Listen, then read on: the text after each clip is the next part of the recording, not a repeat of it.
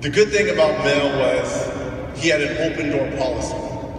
You could call him anytime, day or night, for anything. So just recently, Turner, TNT, they called me up and says, hey, we are getting ready to shoot another round of open court. It's a roundtable discussion that we have on our shows. We have various topics.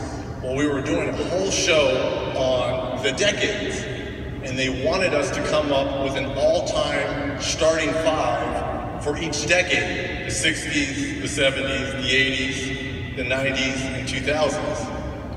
So I pretty much had the 80s on who my starting five would be, but I knew I was going to need help with the 60s and 70s, so who do I turn to? None other than my favorite uncle, Uncle Mel. So I called Melvin up and told him what we were doing, and it was absolutely the best 2-hour conversation, basketball 101 lesson I've ever had in my life. In terms of explaining the difference between the NBA and the ABA during those times, the players, and going in, I said, Mel, just to let you know, I'm already putting you and Roger on my all-time team for the 70. And there was a pause on the other side. And I was like, yeah, Dr. J, the Big E, Kareem in the middle, and I'm going with Roger and you.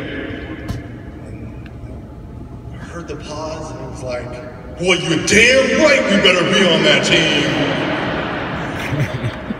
That was Mel, the humility. The people thought I was braggadocious. Not me. Now you know where all of us get it from. It was from Uncle Mel. So, Melvin, we are here to celebrate your life. I personally want to thank you for that open door policy. I want to thank you for the late night card games during the playoffs. I want to thank you for those ugly cowboy boots.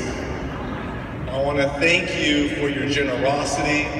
I want to thank you for your kind soul. But most of all, brother, I will always, always love you. Thank you, Uncle Mel.